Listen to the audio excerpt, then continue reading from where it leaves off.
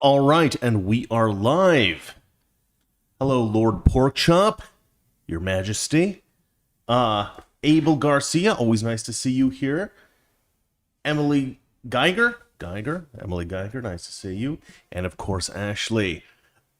Ladies and gentlemen, we have a lot of excellent news today. Valeria was actually supposed to be on the show today. She's not working, she's good. But she did have to get a COVID test. Valeria has to get a COVID test, I don't know, 2 or 3 times a week for her job. It's pretty crazy. And yeah, it's kind of far away, so she had to go get her COVID test, and now she's stuck in traffic, and she's not here. So she will not be joining us. It's just me. What was the other thing that happened? Oh, yeah. I got up really early this morning, like unusually early, and I was feeling good, so I thought, let me get some work done. I got a couple of videos made for my Mr. Reagan channel. I was scripting a bunch of stuff. I felt great. And then about 4 o'clock, I just got hit with this, I wanted to go to sleep. And I'm like, Valeria, you got to help me out here. I need to wake up. I got work to do. I still got a bunch of work to do for tomorrow before I do the show, right? And Valeria's like, Chris, just take a nap. Just take a nap. It'll be fine. It'll be fine. And I said, okay, I'll try to take a quick nap, half an hour. That's it. That's all I can afford. So I ended up taking an hour nap, and I just got up at 5, and then I got all the lights set up and everything for the show. So a little groggy. Don't take a nap during the day if you have a live show to do. Terrible idea. At least for me. What else happened? I called my father today. It's always good to call your parents. Should say hi to your parents every once in a while. Good to catch up with my dad. I told him about the cartoon I was trying to make for my Mr. Reagan channel, telling him about how much my channel's being suppressed and how I'm frustrated about that. So I was like, oh yeah, I'm going to do this cartoon. But I was like, it's a terrible idea. It's a terrible idea. Don't do a cartoon. It's stupid. Nobody wants to watch a cartoon. And I was like, well, it's sort of a comedy, and you can get away with saying a lot of, you can criticize people politically, I think, and it's a lot more digestible if you do it in a funny way, in like a cartoon kind of like an animated series. Like South Park does that, and they get away with a lot.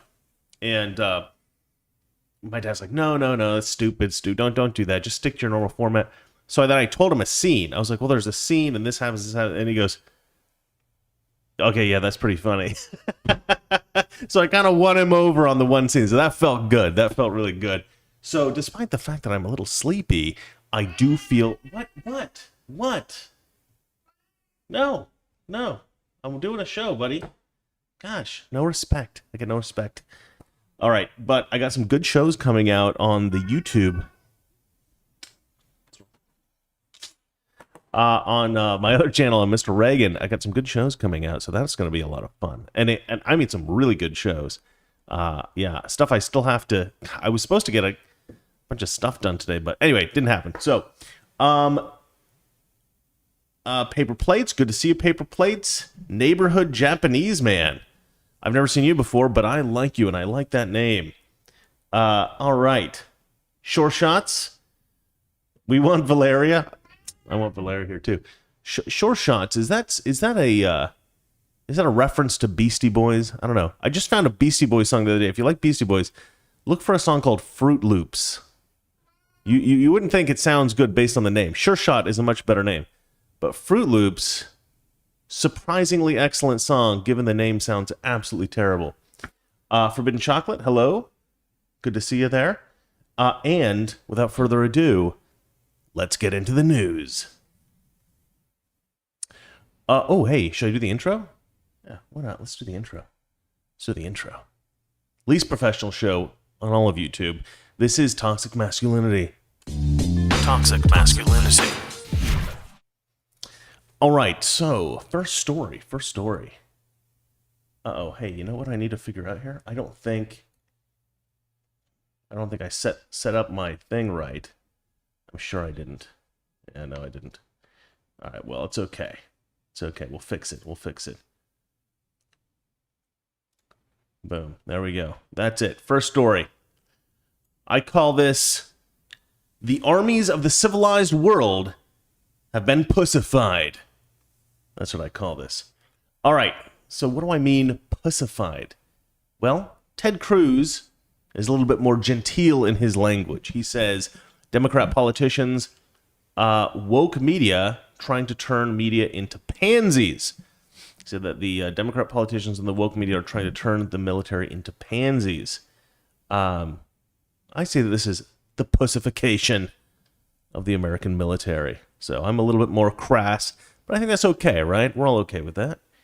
Now I can read, look, I'll read a little bit of this, but the truth is, the proof is in the videos here. And I don't know if you guys have seen this, but I'm going to play for you. Ted Cruz posted, it's a contrast between the Russian military's military recruiting video and the American military's military recruiting video. And the contrast is shocking. I mean, shocking.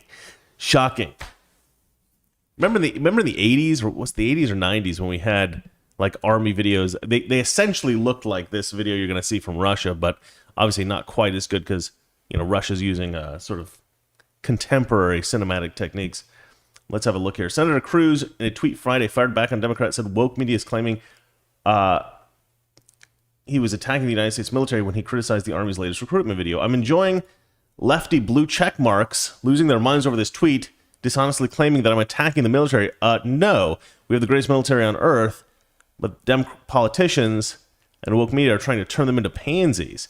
Well, that's right. I mean, a lot of the people in our military are flippin' awesome folks. I mean, tough people, you know, honorable people, patriots that are trying to fight for this country. And what are they doing? They're creating the veneer of pussification. Let's see here. He added the new Dem videos are terrible in reference to a recruitment campaign. I mean, it's the same thing as the CIA video, basically. They're just like, you know what's going to make our military stronger? 5'2" females with no muscle mass. That's who. Lesbians. You know, anybody who's not white, not male, who's woke.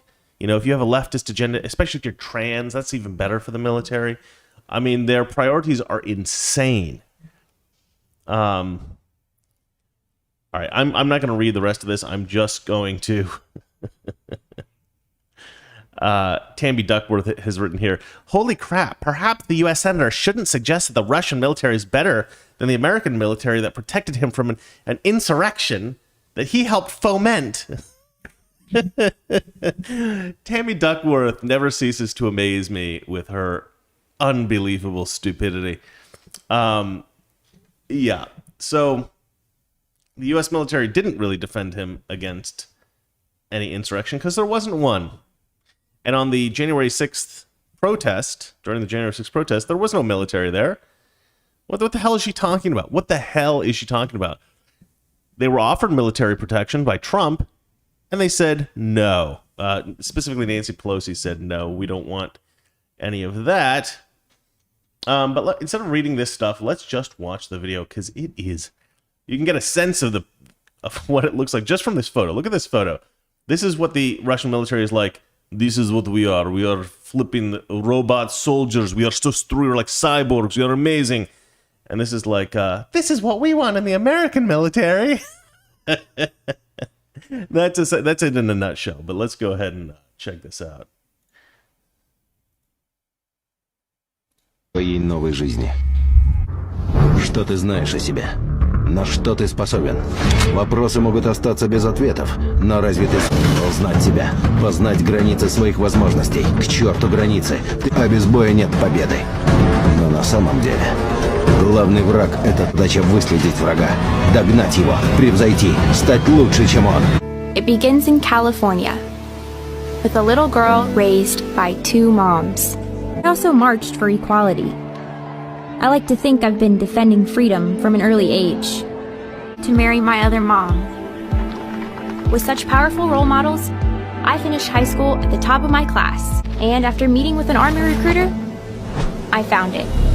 A way to prove my inner strength. I'm U.S. Army Corporal Emma Malone Lord, and I answered my calling. ей новый I mean, I'm sure she's great. I'm sure she's great. I have no problem with the girl herself or her story. But this is really what we want to be promoting as the best of the best. Join the army. Be all you can be. Be the daughter of a lesbian couple. That's supposed to make you somehow really perfect for the U.S. military. I'll tell you what, watching that Russian ad, I don't know about you guys, but I want to join the Russian army. Those guys are badasses. I love that. That looks awesome, right? I actually have a Russian rifle that my brother bought me many years ago. And it's like the cheapest rifle you can get, but they're pretty awesome, actually. Look into it. It's called a Mosin Nagant. Cheap. They manufacture like millions of them in Russia, so they're like $50. You can buy them for nothing. But they're cool because they're like from World War II. Yeah, mine's from that era, but I think it was like never used. You know, it was like from the factory still. They were just sitting there in like warehouses out there in Russia, so they just sell them like by the truckload. It's crazy. Anyway, they're good fun to shoot. All right, so that's the difference between the Russian military marketing video to recruit Russian men into the military versus the American recruitment ad that they've produced in order to try to encourage the daughter of lesbian couples to join the military. I'm not really sure what their thought was on that. Like, this is somehow a good idea. Make a cartoon that attracts the daughters of lesbian couples. Weird. But anyway, that's what America has come down to, ladies and gentlemen. Yeah, we gotta fix this, guys. This is not... I don't know who's in charge of this crap, but it's weird. It's like, I feel like... It's just bizarre. Well, we're gonna get into some of this other stuff later, so I won't get into it now, but... Yeah, it feels like the wrong people are in charge of a lot of things in this country right now. People that most Americans don't want in charge of these things. I would imagine that even most Democrat voters would look at that Army video and say, yeah, no. I'll tell you this. Even I think the most sort of like pussified beta males, the sort of like... even like woke middle-class housewives that are, taking their kids to soccer practice and then going to the grocery store and scolding people for not wearing a mask. I think even they, given the choice of who they want protecting their country and their freedom, I don't know if they'd go, oh, you know who I want? The daughter of lesbian couples. That's who I want going out and trying to kill Osama bin Laden. I think they'd probably say, no, get me some of those Russian dudes. Yeah. So I don't think there's anybody really. I mean, probably a very small number of like super crazy leftists that would even think that this kind of video was a good idea. I think the vast majority of even people who voted for Biden, I think the vast majority will look at that video and go, okay, this is ridiculous. I don't know who's making these decisions. But this is our taxpayer money, I imagine, right? It must be. I mean, I don't know exactly how that video was made or why or who made that decision, but I mean, I think we can all agree that's ridiculous. Okay, so we need to figure out how to fix this because the country's going in a really weird direction, guys. I think that there's going to be a natural correction here soon, at least with regard to Hollywood, because, as we're aware, and also corporations, because as you're all aware, you have companies like Gillette and Procter & Gamble coming out with all of this woke garbage, but they're just losing massive amounts of money. They're just, hey, buddy. They're just hemorrhaging cash, right? Because they want to appeal to this very small minority of people who probably don't even buy their products or services. Most of these companies who are trying to appeal to the woke mob, they're not making any money because the woke mob isn't buying any of their crap. You know who buys the stuff from these companies? Hard-working Americans, blue-collar Americans, Republicans. That's who. Not these like leftist pansies, as who was talking about this? Ted Cruz, as Ted Cruz calls them. Well done, Ted Cruz. I got to say something about Ted Cruz. I've been watching some videos on Ted Cruz. The man is brilliant. I love Ted Cruz. I think he's awesome, but I don't like his rhetorical style. He's got this. No, you're not going that way. He's got this bizarre rhetorical style, which is a little kind of sounds smug and arrogant and really unpleasant. I don't like hearing him take down leftists. I much rather there's some people I love hearing take down leftists, and then there's Ted Cruz. And granted, I'd much rather hear him take down leftists than not, obviously. But his rhetorical style, I think, is a little irritating. Hopefully this doesn't get to him because I love Ted Cruz. So don't let this get to him. But I don't know. Maybe it's a personal thing with me. I don't know. Maybe I don't know. Maybe I blocked out in my mind some bully from school that had that same rhetorical style. I don't know. I don't know why I don't like it, but I don't like how he speaks. It's weird. It's one of those weird things. But anyway, that's neither here nor there. That's a little bit silliness. That's it for this story. Let's move on, shall we? All right, story number two. Now, this one is a lot more serious than a silly army video. This one's pretty bad. Okay. Hunter Biden used Air Force One and Air Force Two at least 23 times. All right, you remember that there was some criticism of Hunter Biden flying on Air Force Two with his father Joe Biden to go to China, right? This is obviously part of the reason why people thought there was some kind of conflict of interest there. But I mean, obviously, it's far, far worse than a conflict of interest. We're talking about, most likely. Well, okay. The reason I'm saying most likely is because I'm on YouTube and I don't want them to go, oh, this is disinformation, right? Like they did about, COVID being, having been released from the Wuhan lab. Oh, it's disinformation. We got to delete this video. You know what they're like? They got a freaking hair trigger.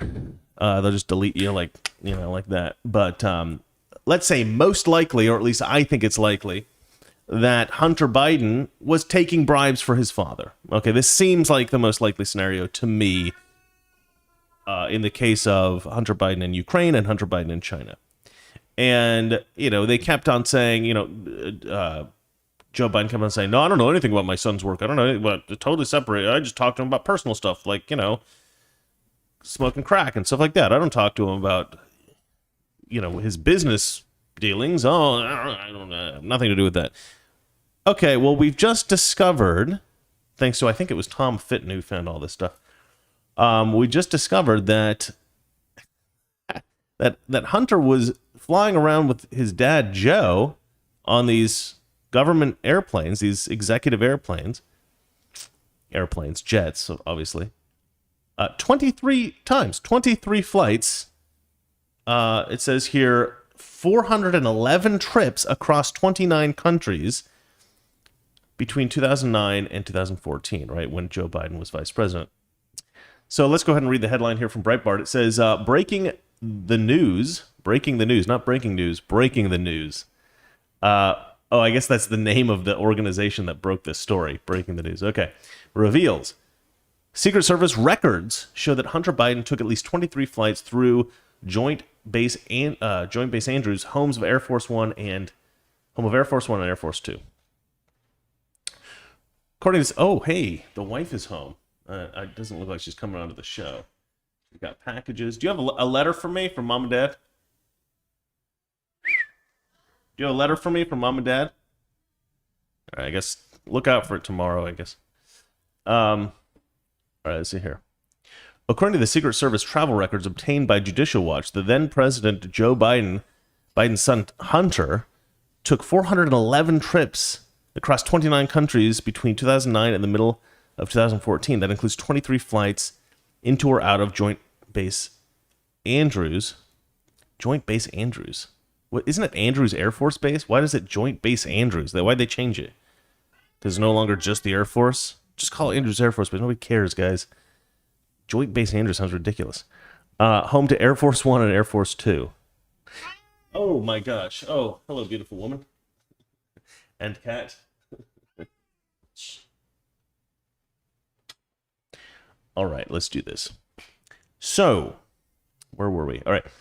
These trips which shed light on Hunter's involvement with his father are revealed in Breaking the News. Oh, so this is a book, right? This is from a book by Alex Marlowe, who I think is the editor-in-chief of Breitbart, right? Yeah, okay. So you can buy that book. It seems like a good book. I probably won't buy it. I shouldn't say that, but I'm not good at reading. I have a pile of books that I'm trying to get through already, so I can't afford the time. But it seems like a good book. If you like reading, I would probably recommend it. Let's see here. My new book, Exploring the Corruption That Drove the Establishment Media, I think, to cover up the Hunter Biden scandal. Despite this evidence that there was not an absolute wall between Hunter and Joe when it comes to business endeavors, the establishment press has shown little interest in exploring whether Hunter was actually leveraging his father's power to enrich himself. But I think it's worse than that. I mean, see, the reason Republicans always say this, that Hunter was using, his father's name to enrich himself, which I don't actually think that is a criminal act or even necessarily particularly unethical. People do that basically all the time. The reason that they don't go as far as I do and say that what it looks like to me is that he was taking bribes on behalf of his father is because unless you can actually show that and have Joe Biden tried for that in a court of law and convicted for it, I think probably some people consider it irresponsible to claim that. And that's also, I think, part of the reason why I don't say it outright that this is exactly what happened, even though it looks like pretty clearly to me that that's what happened. So it's just a matter of being careful about how what you're claiming and all that stuff. But I think these people are being weak. I think we need to claim this because I think that this is what happened. I think that this is what happened. That's what I think. And I think they believe it too. I mean, all signs point to it, right? But people are like afraid to make this claim. Like, how many claims do they make about Donald Trump that were obviously false? I mean, the left doesn't have any qualms about making irresponsible claims about the right. So why do we have qualms about making totally reasonable claims about the left? This is not an irresponsible claim. This is a totally rational, reasonable conclusion to come to if you want to speculate about this. I mean, it seems clear as day to me he was taking bribes from his from China and Ukraine and various other places for his father, right? Joe Biden, to me, it looks like, was making policy decisions based on, that were being swayed and influenced based on the amount of money he was getting from various countries for his, through his son, through Hunter Biden. And that's what it looks like is going on here. I mean, why else is Hunter Biden with him on all these flights? Let's see here.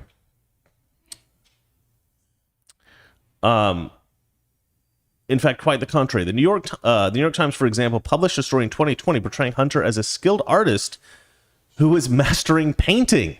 The article headlined, "There's a new artist in town." The name is Biden. Unironically featuring glossy photos of a relaxed and polished Hunter Biden working away in his studio. The American public has been told consistently that Hunter Biden is as pure as the driven snow. Joe Biden called his son the smartest guy I know. Johnny. Just keep it down just a little bit. Just a little bit. Just a little bit. Okay, there you go. Let's see here.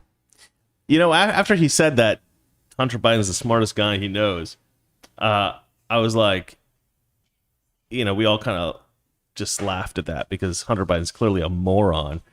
But then as I saw Joe Biden carrying on as president and doing whatever the crap he was doing, I just thought, you know what? Maybe Hunter Biden is the smartest guy he knows. I'm not sure Joe Biden knows that many smart people. And that actually got a lot of likes on the Twitter. Dr. Jill Biden, Dr. Jill Biden, who has a doctorate in education, and Joe both expressed confidence that Hunter had done nothing wrong. And of course, Joe and he thought it was all Russian disinformation. And of course, Facebook and Twitter famously censored bombshell reporting by the New York Post. You guys know about that, obviously, on Hunter Biden. That has not been proven to be Russian or disinformation. Did anyone of those in the media who supported the suppression of the Hunter Biden email story investigate exactly where Hunter was going on those trips and with whom? Not as far as I can tell. NBC News, Washington Post, etc., etc., etc., and more all indulged the Democrat disinformation campaign that protected the Bidens and the dishonest. I mean, okay, so basically the point of this is, and I think, sweetheart, can you take care of that cat? The point of this is that there's really, a double standard with the media. There's a double standard with the Justice Department. There's a double standard with the FBI. There's a double standard with all these entities where if you're a Republican, they'll throw the book at you. They'll investigate you. I mean, look at Donald Trump right now. The state of New York is looking into, in minute detail, everything that Trump's company has ever done to try to find something criminal that they can charge him with so they can try to put him in prison. This is political persecution, right? This is what they do in third world countries. This is what dictators do to try to get rid of their opposition. So this is political persecution. This is not the prosecution of a criminal. This is the persecution of a political enemy. That's all that is. On the other hand, they cover up anything that they deem could get them in trouble, get people on their own side in trouble. Oh, Joe Biden can get in trouble. Let's cover this up. Joe Biden's son could get in trouble. Let's cover it up. Dinesh D'Souza just came out with a great video where he's talking about how they're trying to cover up Cuomo's sins now, right? Cuomo had the massive nursing home scandal, and the Southern District of New York, who's investigating Trump, is also saying that they're investigating. Sorry, I keep getting distracted because my wife is super loud. What are you doing? What are you doing? Oh, I don't understand. Oh, she's getting the cat food out. I don't know why it sounds like a nuclear bomb going off in the house. But anyway, where was I? What the hell was I talking about? I don't know. Oh, yeah, Southern District of New York. So they are essentially, they're saying that they're going to be investigating Andrew Cuomo, but they're not investigating him at all. They're pretending to, but they're really just trying to buy time until, maybe Cuomo can run again and maybe help him get elected. So, right. So there's a double standard with the justice system. There's a double standard with the media. We all know this. This is kind of old news, but these are just more examples for us to get enraged about and to hate Democrats even more for. Which really isn't that funny. But anyway, as I said, this is a very serious story because, and again, it's of course going to be ignored by the mainstream media, but this is just more evidence that Joe Biden and Hunter Biden have been lying all along about what they've been doing together in other countries and exactly what their relationship has been with these other governments. Joe Biden, I think, has been taking bribes. Democrats are going to deny that, but that's what I think. Let's move on to the next story. All right. Let's see here. What do I have? Darling, could you be a little louder? That'd be awesome. You are loud. You think you're being quiet. You are not being quiet. Okay, let's see here. Let's see here. What's the next story? All right. Former basketball star makes false claim of racial discrimination. Yeah, this is a very weird story, actually. I don't know this guy because I don't really follow sports. I don't really follow sports at all. But I will say that this is not the most surprising story I've ever read. A black guy goes to a restaurant and he's not allowed in, and he's like, this is racial discrimination. These people are racist against me. And I'm not exactly even sure this is his fault. Again, I don't know this guy. He might be a great guy. I don't know. He's a Hawks legend, apparently, Dominique Wilkins, and he says he was denied service to an Atlanta restaurant because of his race. Atlanta Hawks legend Dominique Wilkins tweeted out Sunday that he was denied service to Le Bilboquet, I don't know, Atlanta, part of a chain of French bistros, due to his race. But here's what happened. Here's what really happened, right? The restaurant says that Wilkins' outfit did not comply with their dress code. Now, here's the thing about nice restaurants. I've gone to a lot of nice restaurants. I live here in LA. Well, not necessarily restaurants, but nightclubs, various fancy places. And yeah, I mean, I've seen tons of people get denied access to places because of their outfits, right? They might be wearing flip-flops, or they might be, there's a lot of people that try to get into places with a dress code and they're just not dressed right. It's like, if you're going to try to get into a place with a dress code, dress appropriately. That's it, right? Look, I don't know how much I like the dress code thing. It's a little bit pretentious, I think, but whatever. There's certain places that want a certain kind of culture at the place. They want a certain kind of ambiance. I'll tell you one thing I do find annoying is when I was a kid, because airplane flights were expensive, people would tend to dress up reasonably well to go on a plane, right? People wanted to look halfway decent. They wanted to look respectable. Now, pretty much everyone on the plane is like in pajamas, and it's weird. They're going like in their flip-flops, pajamas. Everybody looks like they're going to a slumber party. And people look terrible. People look terrible. They have no respect for how they look. I still try to dress reasonably well to go on a flight. But I'm an old man, so I guess that's just an old school way of doing things. I find it, and I understand the whole concept of it, right? Because you want to be comfortable on a long flight. But you don't have to look like trash. You can still look good. You can still look good and try to dress somewhat comfortably, I think. But anyway, that's just my take. But again, it's sort of the same thing as, like when I was a little kid, just like most little boys, I think, I like James Bond. I like the James Bond movies. So when I'm like 13, 14 and I'm flying on a plane, I'm thinking, this because I didn't actually fly on planes when I was a little boy. When I was like really little, I didn't fly on planes. We were very poor when I was a kid.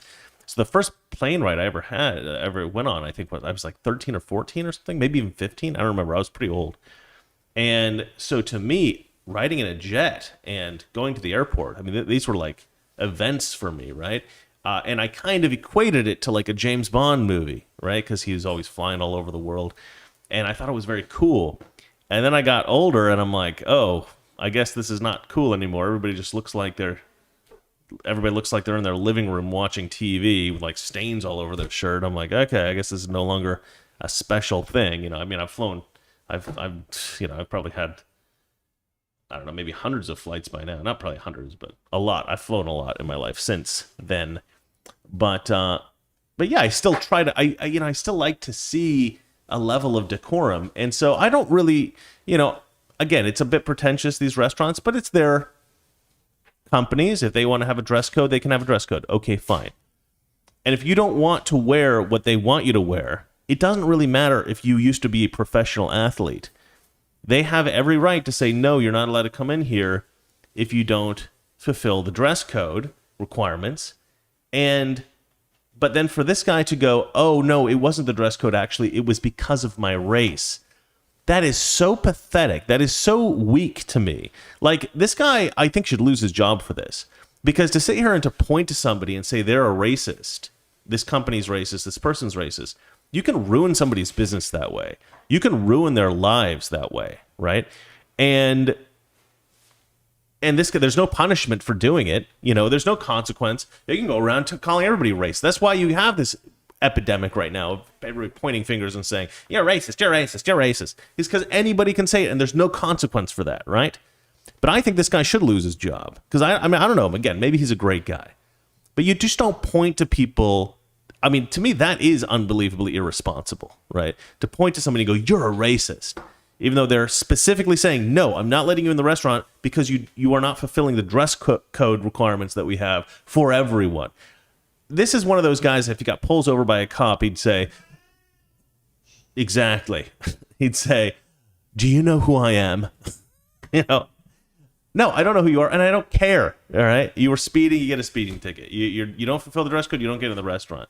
But he's going, oh no, it's because of my race. I'm a race. These people are racist.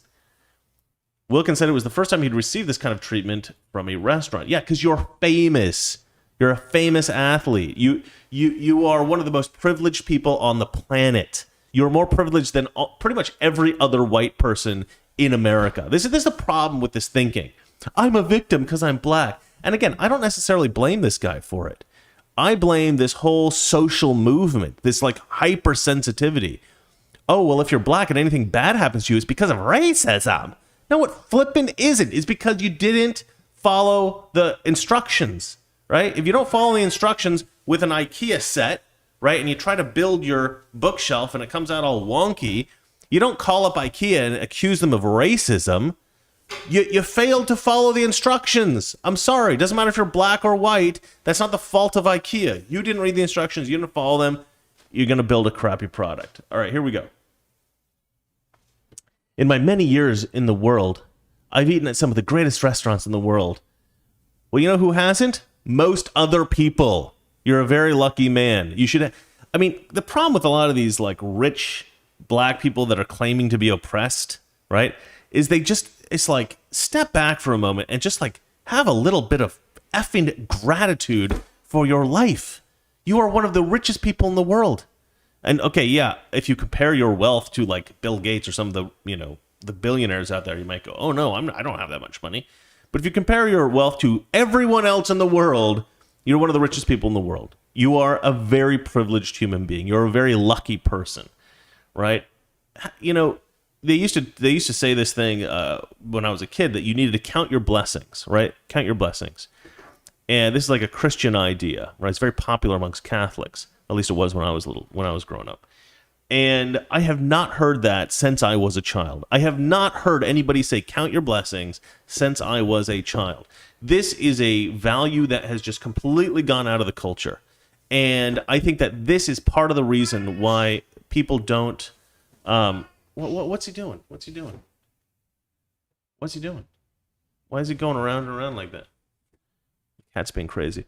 I think this is part of the reason why we have all of this like Antifa crap and Black Lives Matter crap, and you got all this entitlement culture. It's that people are not taught to stop and think about how good their lives really are, and just step back and have a little bit of perspective and be a little bit grateful. Be a little bit grateful for how awesome their lives are. This guy's life is awesome.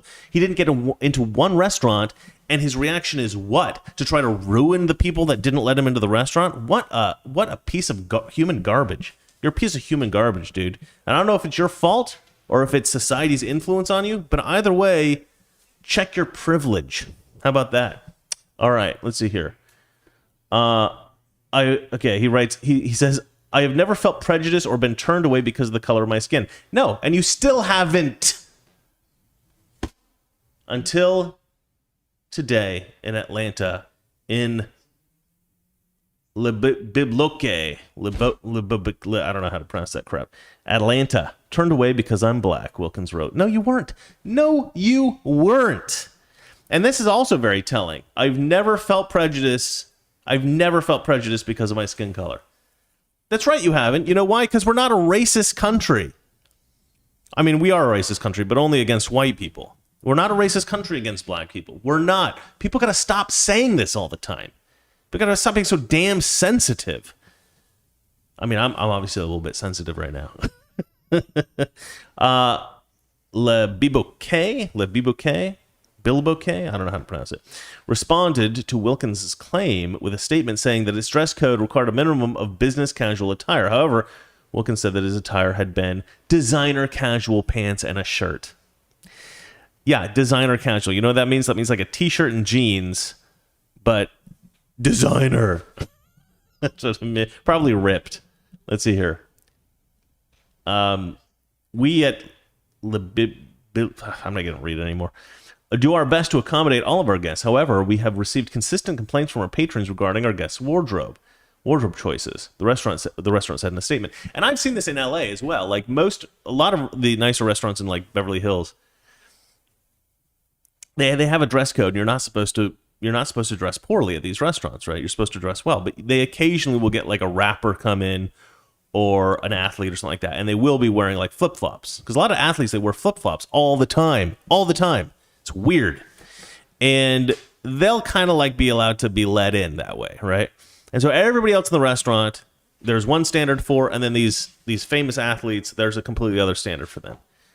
And it's really not right. Of course people are going to complain, because, that's not cool for you to have these two separate standards just because, they're a famous athlete. Do they work any harder than the other people there? No. A lot of people work really hard for their money. Some people don't. A lot of people in LA are like the children of very wealthy folks, and they basically have a pretty easy life. But then again, that's true of some athletes as well. But anyway, let's have a look here at just the rest of this article. Wilkins is the Hawks vice president and a special advisor to the CEO, and he works as a color commentator for Bally Sports Southeast. Color commentator. Oh, that's got to be racist somehow, right? I'm kidding. I know what color commentary is. All right, a 9-time All-Star and 2-time dunk contest champion. Wilkins is the third player to have his number retired by the Hawks. Wilkins was induced into the Naismith Memorial Basketball Hall of Fame in 2006. I don't know. Maybe this guy's an awesome guy, and I'm like totally taking this the wrong way. I don't know. It's hard for me to tell. I don't watch this guy. I don't watch basketball. I used to watch basketball as a kid, but I realized that watching a bunch of grown men that I don't know personally play a children's game and make millions of dollars for it just was not my thing. So I stopped watching basketball, and I stopped watching all professional sports except for tennis. And you might think that that's weird, because why tennis? Well, I'll tell you why tennis. Because tennis is a one-on-one sport, and I actually have a lot of respect for that. It's just one guy on the tennis court against one other guy on the tennis court, and that is it. And you can't rely on your team. You can't be like, a participant in the group. You just got to rely on your own amazing skill. It's just you against the other guy. And so it's very easy to tell, what's going on. I also like to play tennis. And I think that's a lot of reason why people watch sports, is because maybe they played that particular sport in high school or something. And there is something about, like, if I'm watching somebody play tennis and they hit the ball, I can kind of feel it myself, right? I can smell what the court smells like. I know how that feels to hit the ball, how it feels hitting the racket, and you can feel it, right? So when you watch football or when you watch basketball, you can feel kind of what the players are doing when they're doing it, and so you get it's kind of a weird sensation. But I don't watch that much tennis because it's a kind of a waste of time, guys. Watching sports is a waste of time. That's what I think. You guys probably hate me for that, but that's what I think. Now, that probably won't get me banned off of YouTube, but I know some of you probably would think he needs to get banned off YouTube for saying sports is a waste of time. All right. That's it for that story. Let's move on to the next one. Oh, this is a good one. This is a story I've wanted to do for a long time, actually, as like a full Mr. Reagan video, but I'm just going to do it now here because I think it's a good time. Is Alexandria Ocasio-Cortez mentally unstable? Okay, so why am I saying this? I started to wonder about this after the January 6th protest, right? During this protest, Alexandria Ocasio-Cortez freaked out. She freaked out. She was hiding in her bathroom when a Capitol Police officer was looking for her to try to tell her where to go.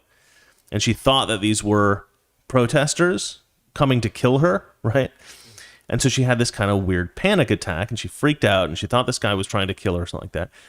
And when she recounted the story, she seemed to think that this Capitol Police officer was not actually trying to help her, that he was actually somehow in cahoots with the protesters or something like that. And she was trying to put her life in danger. It was the weirdest thing. She's clearly somehow paranoid, right? She's clearly a paranoid person. she thinks that, okay, so if you watch her whole story, she talks in very specific detail about how she was hiding and looking through this, between the door and the wall and trying to make sure that, that she wasn't going to be killed and all this kind of stuff. And it was like, you weren't actually in any danger. Why are you should be embarrassed by having been scared of this, because there wasn't any insurrectionists there. Like, you weren't even anywhere near the Capitol. You were like a 10-minute walk from the Capitol in your own office, somewhere that none of the protesters had any idea where you even were. And you're like panicking. And then she went ahead and she walked to another building, found a friend of hers, hid in her office, where once again there were no protesters. And she panicked there as well. And she like freaked out there as well. And she was, going on this long rant about how she was panicked the whole time and freaking out. And this is obviously irrational, right? This is not a sensible reaction to what happened. The January 6th protesters didn't kill anyone. They did. As far as I'm concerned, as I'm aware, the protesters didn't seriously injure anyone, right? There was one protester who was killed by Capitol Police, which was a huge overreaction. I think that police officer needs to be investigated. Of course, Capitol Police are like, nope, didn't do anything wrong. He's perfect. He's fine. Murdering somebody is perfectly fine if you're a police officer. Murder is fine. Of course, not if you're a black drug dealer, or I don't know, was George Floyd a drug dealer? What was he? Some kind of criminal. If you're a black criminal male, it's fine. Or it's like you're going to prosecute the police officer, put him in jail. Yep, okay, that's how we're going to deal with that. But if you're a white woman who happens to have voted for Donald Trump and support the MAGA movement, well, then no. You have no ability to investigate the police officer. He has every right to murder you. You're a murderable person. That's perfectly fine. You walk through the Capitol. Somebody broke a window and you try to jump through that window. Therefore, you can be murdered. That's fine. That's perfectly fine. Right. So, I mean, the whole system's just messed up. I don't really understand. But anyway, I lost my place. Where was I? Oh, yeah, the AOC thing. But now, like, she's proving to be even crazier than we thought.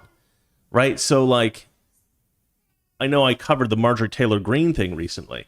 AOC and Marjorie Taylor Greene seem to have some kind of a rivalry going. Marjorie Taylor Greene obviously doesn't like AOC. She doesn't like the Green New Deal. She thinks that AOC needs to be able to, instead of constantly just going on social media and hosting press conferences and speaking in situations in which she's very comfortable, Marjorie Taylor Greene is like, no, you need to be able to defend your policies against somebody who actually doesn't like them, right? Who actually doesn't like you and doesn't like your policies, right? Marjorie Taylor Greene is somebody who, she's a tough person, right? And, she thinks that AOC has to stand and defend her ideas against scrutiny, not against these reporters that will just roll over and agree with everything that she says, or, on social media where she has nobody standing up to her or fighting back against her. And Marjorie Taylor Greene is like, stand up for your principles, stand up against me, and debate me, right? She's not saying let's go get in a fight in the back alley. She's saying let's have a debate. That's what politicians are supposed to do. And AOC is like, no, you're crazy. You're stalking me. Stalking. This is the word that they're using now. They're using the word stalking. If this isn't paranoia, I don't know what paranoia is. You're talking about a coworker in a discipline or in a profession in which you are supposed to debate ideas. That's what your profession is all about, debating ideas, asking you to debate ideas. And instead of going, okay, yeah, let's go ahead and do that, or no, I'm scared of you because I think you're going to beat me, you instead turn around and you say, no, I think you're a scary stalker, and therefore I'm not going to debate you. This is her defense. This is her way of getting out of debating Marjorie Taylor Greene, is saying that she's a stalker. Now, this is either just a pathetic way of sneaking out of debating somebody who she thinks she's going to lose a debate to, or AOC is legitimately crazy, right? She's got some kind of paranoia, and it seems like it's at a level that is clinical, right? She's got a problem that's Now, I've talked about this with several people, and they've said, no, you shouldn't say that about AOC. I don't think she's crazy. And maybe not. Probably not. But I'm just not sure. So it's something I think does need to be brought up. Now, the most recent thing that's happened, or one of the more recent things that has happened, is this. So AOC has revealed that she is now in therapy because of the January 6th protest. She's in therapy. She's going to see a psychiatrist. Sweetheart, you gotta quiet him down. I know you're holding him. Why? Thank you. I don't know why it's going crazy. All right. The quote here says, "I feel like I learned this the hard way after my father had passed away when I was a teenager. That happened at a young age, and I locked it away." Well, I shouldn't make fun of that, because her father did die, and I do have some sympathy for that. I have a lot of sympathy for that, and I think that's actually really tough. Anybody who loses a parent, especially when they're quite young, that is quite bad. And so maybe she's enduring some kind of trauma from that, which I'm absolutely sympathetic to, but I don't think we should have people with significant psychological problems in Congress. I mean, we definitely have a few, Maxine Waters, for one. But let's have a look here at this full article. So it says, Alexandria Ocasio-Cortez says she's in therapy following the all-out attempted coup at the Capitol on the 6th of January. Speaking to the weekly public radio show Latino USA on Friday, Miss Alexandria Ocasio-Cortez said members of Congress effectively served in war during the traumatizing event that had deeply affected lawmaking and impacted the legislative process. Yeah, so she said, is it here? Is the audio here? I found it once, and I didn't. I should have grabbed it. Let's see. Can we open this up? Let's see here. Yeah, I'm not gonna scroll through this now. I should have done this before the show. Sorry about that. I'm not gonna play the audio. But yeah, so she's actually equated her January 6th protest experience, where she was in two offices in which there was essentially zero danger of protesters even interacting with her, much less hurting her in any way. But she's convinced that she could have been kidnapped or murdered or worse. She's also claimed that some conservative members of the House of Representatives or the Senate actually helped the protesters to get into the Capitol building and try to find and either kidnap or hurt other members of Congress, Democrat members of Congress. This is crazy. I mean, this is crazy. These are the things that she is proposing, that she is speculating about. She thinks there's this massive right-wing conspiracy, right? She's gone full Hillary Clinton. And she thinks there's this massive right-wing conspiracy against her, trying to murder her, trying to murder Nancy Pelosi. I mean, it's like legit crazy town. And now she's saying that she has had the equivalent of, of a soldier in war, having gone through that experience. And so I guess she deserves the Purple Heart then, or something like that, right? The Medal of Honor. She's a veteran, guys. She's a veteran. Yeah, it's ridiculous. It's ridiculous. She says, after the 6th, I took some time, and it was really Ayanna Pressley when I explained to her what happened, like the day of, because I ran into her office and she was like, you need to recognize trauma, Ms. Ocasio-Cortez said. Yeah, this is something that she talks about when she went through and she described in painful detail every moment of her terror at the January 6th protesters.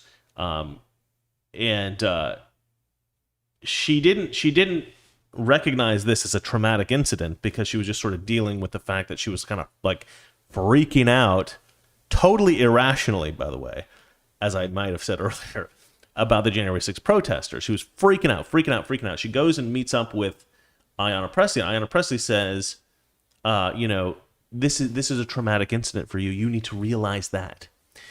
Okay, let me just say this. If you don't realize that something's traumatized you, it might not have traumatized you. I think that when you've experienced something that is intense, right? And you don't really think of it as traumatizing. And then someone tells you, like, afterwards, you've been traumatized. I think you can actually, like, brainwash yourself into thinking that, right? You can actually condition your brain into thinking, oh, yes, I've been traumatized. Even though you haven't. You haven't been traumatized. You know why? Because you didn't think you were traumatized until Ayanna Pressley told you you were traumatized. You're like, oh, yeah, you know what? I am traumatized. That's what this is. This is a trauma. Oh, my gosh. Because you know what that does? That makes you feel special. Or at least I think that makes her probably feel special, right? It makes her feel like, you know, you've given it a label, you know, and it's a label that makes it a lot bigger than what it is. If you just say you kind of experienced some kind of, you kind of freaked out irrationally, well, that doesn't have the same impact as, sweetie, can we just leave it until I'm done with the show? Oh, thank you. It doesn't have the same impact as you experienced a traumatic incident, right? That makes it seem so much more significant. So she obviously wants to frame it that way. This is a trick that a lot of Democrats use, right? They'll use words to frame things in ways that it doesn't actually make sense, right? It's not appropriate for the whatever it is that they're trying to describe, but what it does is it twists it in a way that's actually better for them. And so this is what she's doing, right? She's using language to try to frame what happened in a way that makes her look good or makes her the victim somehow. And you know those Democrats, they love being a victim. All right, let's read through a little bit more of this. I felt like I learned the hard way after my father passed away when I was a teenager. That happened at a young age, and I locked it away, and you have to live with it for years. So I guess what she's saying is she was traumatized when her father died, but she like locked that away, and she didn't realize she was traumatized for years, and so she sort of equates this situation to that. Yeah, I don't know if I would equate a family member dying with me freaking out over something that turns out I was never in danger about. Like, again, I feel like if I was in a situation in which I thought I was in this massive amount of danger and I freaked out for several hours, and then I found out later that I was never actually in any danger at all, I would be a little bit embarrassed, right? I probably wouldn't tell people about it. But she's going all over the place telling anybody who'll listen. I was traumatized. A traumatizing experience. I thought they were going to kill me. Alexandria Ocasio-Cortez, they never even came close to where you were. Yeah, I know, but they're animals. They wanted to kill me. Actually, nobody had any intention of killing you or going anywhere near you. Nobody was even looking for you. Yes, no, but I think that they were. All right. Anyway, let's see here. Asked if she was in therapy, she replied, "Oh yeah, I'm doing therapy, but I've also just slowed down. And I think the Trump administration had a lot of us, especially Latino communities, in a very reactive mode."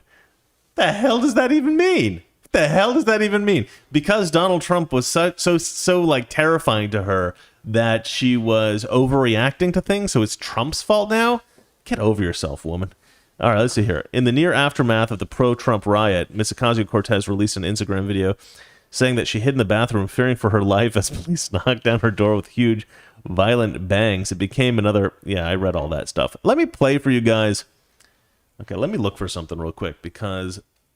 I know I mentioned Dinesh D'Souza earlier, but I'm gonna mention him again because I just watched this awesome video with Dinesh from today, in which he's talking about Alexandria Ocasio-Cortez and what a loon she is. Let's see here.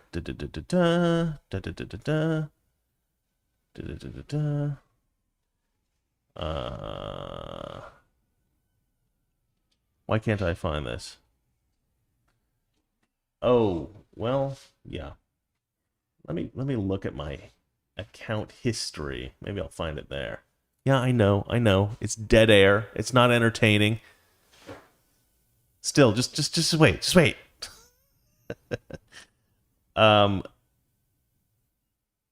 What?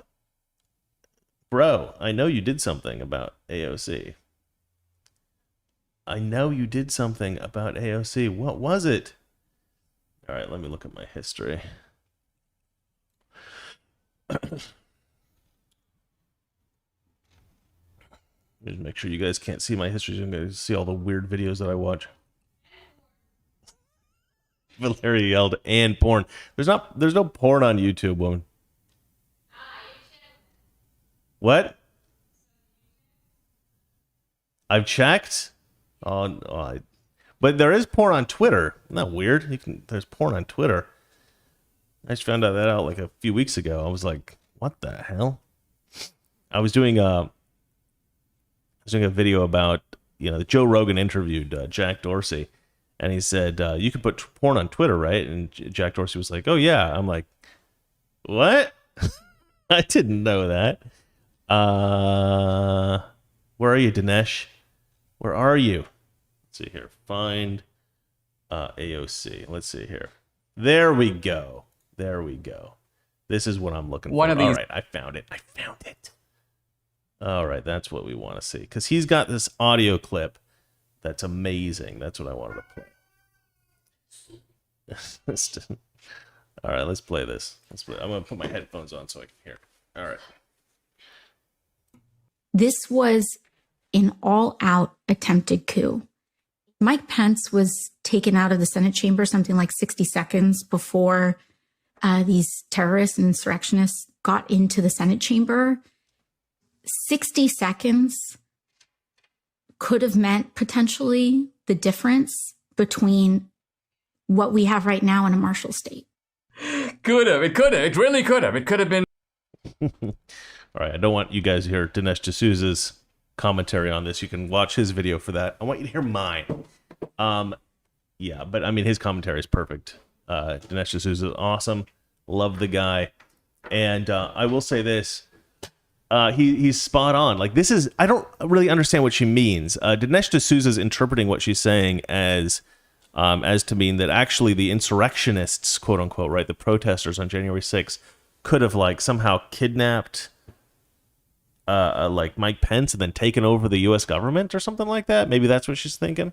And maybe that is what she's saying. But maybe she's saying that, like, had the insurrectionists somehow killed Mike Pence or something like that, we would have gone into martial law or something, with Trump as president, because he would have had to, like, lock down the country. And I'm not really sure exactly. He's probably right. Dinesh is probably right. The interpretation that he has is probably right, that AOC seems to think that the insurrection, that the protesters, as insurrectionists, as she seems to think that they are, were in fact such a clear and present danger that they could very well have taken over the U.S. government that day. I mean, if she really thinks that, I mean, that's just beyond the realm of Looney Tunes. There's something weird about AOC. She is paranoid to a degree that it does seem like there's a mental problem there. Now, it could be that she's just like clinically stupid. I mean, that's a possibility. I mean, that's what I think most people think. I think most people think she's so dumb that she just believes crazy stuff. And that's kind of what I thought for a long time. And to some degree, I kind of still do. It's still certainly within the realm of possibilities. But I don't know, man. I mean, most Democrat politicians, I think, well, once you get into it, once you're engaged in politics, you got to learn about all the stuff that's going on. If you're a Democrat, you can't really be a Democrat unless you are corrupt, right? Because you eventually do figure out, okay, simply looking at economics alone. Aston, shut up. What are you doing? Simply looking at economics alone, you got to recognize that the Republicans are right on this stuff. If you're going to be a Democrat, you're going to make the country a worse place with your fiscal policy. That's just naturally going to happen if you follow these bizarre leftist ideas. So the Republican ideas are going to... Whoa. What's going on over there? Republican ideas are just going to improve the country. I mean, it's just... There's really no question about it. At least in terms of fiscal policy, there's no real question. We won that argument, I think, in the Reagan years, right? But moving past that to social issues, okay, yeah, there's like a little bit more of a perspective that you need to have with that, right? So different people are going to have different perspectives. You're going to have to argue and debate that. Okay, I understand that. But I think that once you get into actual politics, you're an actual politician, and you've investigated this stuff and you've looked into it in the way that I have been able to, you realize that Democrat politicians don't really believe things in the same way their constituents do. How many politicians really care that much about green energy? How many of these politicians really care that much about the black community? How many of these politicians really care? I mean, honestly, like, do you think Maxine Waters cares about the black community? I don't. I don't think she cares about the black community at all. I think Maxine Waters cares about Maxine Waters. And I think once you get to know these people, and once you get to know what the policies actually are and what their use is, and when you start talking in a more realistic way with some of these people in D.C., I think that they have to realize that it's all just political theater. A lot of this stuff is taking a certain political position is just a way of creating the illusion that you care, so that you get votes and you get power and you can make money and all this kind of stuff. It's what you might call posturing, right? Posturing to impress the people, virtue signaling, to impress the people that you need to vote for you, and you need certain support for certain ideas, for certain things that you want to do. As soon as Democrats got power, as soon as they got into the White House, as soon as they got the Senate and the Congress, what did they do? They immediately passed a bill full of pork so they could pay off their buddies. Right? Nancy Pelosi was just like, yeah, she did like a little flippin' dance. It was absolutely despicable. A bill completely, and now they want to pass another one. I think it's like, originally it was like $2 billion. I think they got it down to like 1.7 now. $1 billion infrastructure bill in which 6% is infrastructure. It's just full of pork, man. They're just trying to they're redistributing wealth, but not in the way that they say they are, right? They say they want to redistribute wealth, like, oh, let's take it from the rich and give it to the poor. We're like Robin Hood. No, you're not. You're taking from average Americans, good, hardworking Americans, and you're giving it to your Democrat friends who own corporations. You're just taking from the general public, Republicans and Democrats, and giving it to your Democrat buddies who paid for your re-election campaign or something like that. It is absolutely disgusting. I mean, the way the Democrats work is simply taking bribes. I mean, that's the whole thing. That's the whole system. Their whole system is corrupt. And I don't know. These people need to be taken down. All right. Well, I don't know. What do you guys think? Do you guys think AOC is legitimately crazy? Look, I don't. That's a pretty tough accusation. It's a pretty tough thing. I mean, I'm not saying I think she is. I'm just speculating that that's a possibility. And I don't want to believe that, but it's hard to think of anything else. She seems so paranoid about everything. She seems paranoid about January 6th. She seems paranoid about her colleagues, her Republican colleagues. She thinks people want to kill her. And she seems to think that Marjorie Taylor Greene is some kind of stalker who's obsessed with her. AOC, nobody's obsessed with you, okay? Just because a couple of guys flirted with you when you were a waitress at a bar, that doesn't mean every guy is obsessed with you, or Marjorie Taylor Greene is obsessed with you, okay? Nobody's obsessed with you. We're good, right? We just disagree with your ideas. So get over yourself and maybe have the courage of your convictions, stand up for what you believe, and actually debate somebody, right? Stand up there and defend your stupid Green New Deal, which you probably don't even know anything about. You probably never even read it, right? When Marjorie Taylor Greene asked her to debate her, apparently AOC said, well, did you even read it? My guess is AOC hasn't even read it. That's my guess. But I don't know. What do I know? Maybe she did, maybe she didn't. Maybe she's crazy. Maybe she isn't. Who knows? Anyway, I'd like to hear what you guys have to say in the comments section, so go ahead and let me know about that. Otherwise, I think we're done here. Done with the news. So, what do you guys have to say? Let's go to the questions and comments. I'm curious. Where is it? Boom. There we go. We're into the questions and comments now. Quick, Valeria uploads porn to your YouTube. Go check. Paper plates. Very funny. Very funny. Frank James says, toxic. Oh, hold on. Do we have any? Nope, no super chats. Okay, we're good. Frank James says, AOC doesn't believe any of this BS. She just wants other people to think that nonsense. You think so? I mean, so that's another thing. That's another consideration, that maybe she is as corrupt as Nancy Pelosi and all the rest of them. But it doesn't seem that way. She does seem a little different. She seems like she genuinely believes this crap. And if she does genuinely believe it, there's only two things that I could possibly imagine. One, she is just the dumbest person in the world, which she does kind of seem like that. Or she has a mental illness. I don't know. She does seem like she believes this stuff. I don't know. Frank James also says she wishes she was kidnapped. She's bitter because the January 6th thing wasn't about her. Yeah, she does. She makes everything about her. She's you know who's obsessed with AOC? AOC. AOC is obsessed with AOC. She tries to make everything about her. She's tried to make the whole January 6th thing about her. It isn't about you, AOC. I mean, you're just not that important. If the protesters who you call insurrectionists were genuinely trying to take over the country or something like that, they certainly wouldn't be targeting you. You are completely irrelevant. And that I think is probably what drives her to lash out like this. She's somebody who needs attention, right? And I think she realizes deep down that she is in fact irrelevant.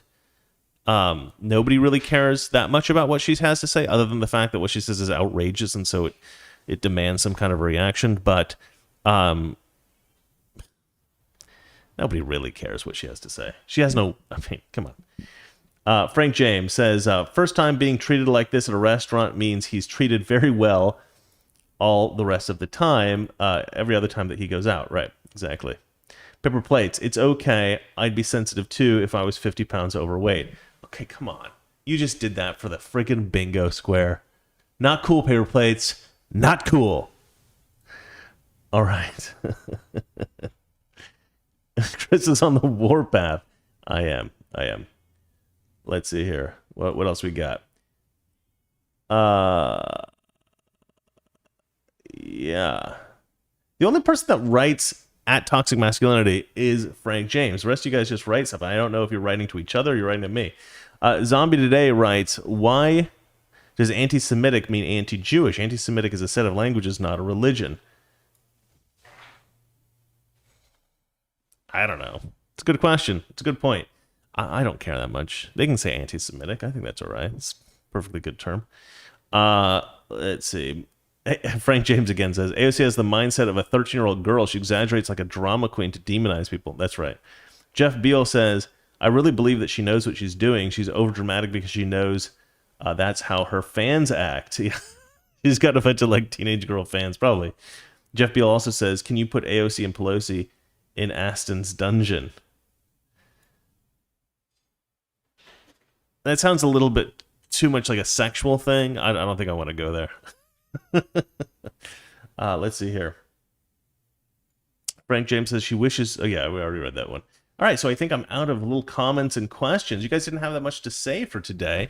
Well, here we go. Jesus is God says, I think AOC is in it for the money. Well, that's why I think a lot of the Democrats are in it for the money. I mean, somebody posted this the other day on Twitter. This kind of thing gets posted a lot, which I love because it's so true. I think people need to be reminded of this often. You know, Biden has spent 40 some years in political office. Donald Trump spent like 4 years in political office, right? And over the 4 years Donald Trump spent in office, he lost a fortune. And in the 40 years that Biden was in office, he gained a fortune, right? I think probably Trump lost many times what Biden ever earned in office. But I think the tweet went something like, we need presidents who are willing to sacrifice for the job, as opposed to presidents who want to enrich themselves from the job, right? That's the contrast that we have between Trump and Biden. Trump went in and he knew he was going to lose money. And Biden has been in politics his whole life, and he's made money doing that. And we're not talking about his salary here, folks. Let's see here. Holland Sky writes, I know the socialists are bad, but what do they actually want? Well, there's a theory because of they had plans a long time ago to create racial division in America. The socialist plan is always to destroy a country's economy, destroy a country's quality of life, so that people are so miserable that they will do away with whatever system of government that they currently have, and they will go along with socialism. Socialism can grow in the ashes that are created by a raised civilization. And so that's what they tend to try to do, right? That's their plan. So I'm trying to make a video. I'm going to have a video that comes out soon about how much welfare is being distributed right now because of COVID, and how it's unnecessarily high, and how we could eventually bankrupt the welfare system. And this is actually something called the Cloward-Piven model. The Cloward-Piven model was brought to the attention of the public a few years back by Glenn Beck.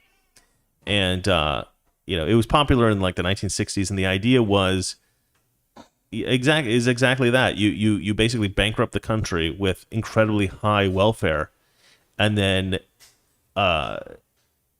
basically everybody has to go on welfare. And then that'll allow you to create a socialist state. All right. If everybody's bankrupted. So let's see here. Grow Love Bear says, tell Valeria we love her. Valeria, they love you. She says she loves you too. Jeff Beal writes, I'll catch you tomorrow, bro. Got to get up early. All right, get some sleep, man. Tom Beagley says, Tony Beagley here. Sorry, Tony Beagley. Tony Beagley says, Tony Beagley here. Scottsboro, Indiana. Scottsburg. Sorry. AOC is a complete idiot. PTSD is not a serious condition with vets like me, and for her to say that what she said is a disgrace to veterans. Well, I mean that's exactly right. I mean, God, people like see their buddies like faces blown off and crap like that in war. I mean, war is nasty, right? I mean, like if you get, I had a buddy who was a soldier out in Iraq, and they were arresting some guy, and the guy grabbed a knife. Somehow he got a hold of a knife, like grabbed a knife off somebody else's belt or something, and stabbed my buddy. Stabbed my friend. I think he stabbed him in the arm. I can't remember exactly where he stabbed him. But my buddy's a big dude, right? Real big dude. So he just grabs this guy. He grabs the arm that has the knife, and he breaks his arm just with his bare hands. He's like, and of course this guy goes down screaming. But and that was a good day, right? Because nobody died. But I mean, God, war can be brutal, man. I mean, shell shock and all this stuff that people experience in World War II, World War I. I mean, I've seen some stuff. It's not cowering in a room because you think that protesters might come close to you. I mean, I had Black Lives Matter basically destroying every single business on my block, swarming around. People said that they made it into our building. They didn't, but that's what we were told. And we had to develop a plan to try to, I basically had to develop a plan to try to protect my wife. I have a gun here. We had figured out how to barricade ourselves in. We didn't do anything. We didn't move anything around, but we had kind of a plan of how we were going to barricade ourselves if it happened. I don't sit here and compare myself to a war veteran because there was a little anxiety because Black Lives Matter was downstairs busting stuff up. No, because I'm not a little bitch. AOC, on the other hand, can't handle it if there's some people protesting vaguely nearby with political beliefs that she doesn't agree with. Gosh, she's such a flippin'. I mean, I don't know, guys. I don't know. I don't know if she's crazy. I don't know if she's stupid, and I don't know if she's evil. It's one of the three. She's either crazy, stupid, or evil. I don't know which it is. I don't know. Let's see here. Cherokee Girl says, why not make Aston the co-host? Then you won't get mad and he can speak. I mean, if he wants to come up and hang out, that's fine. But when he's that loud, it's like really distracting and unpleasant. Holland Sky says, I know the socialists are bad, but what do they actually want? Okay, I read that one. AFC's in it for money. All right, I think I read everything. All right, guys. All right. I got a bunch of stuff I got to do. Hopefully, I'm not so exhausted that I'm just going to go to sleep, but I probably will. All right, until tomorrow, I will see you guys later. Some fantastic stories today. And Abel Garcia says, did you receive the email I sent you? I think so. One moment, please.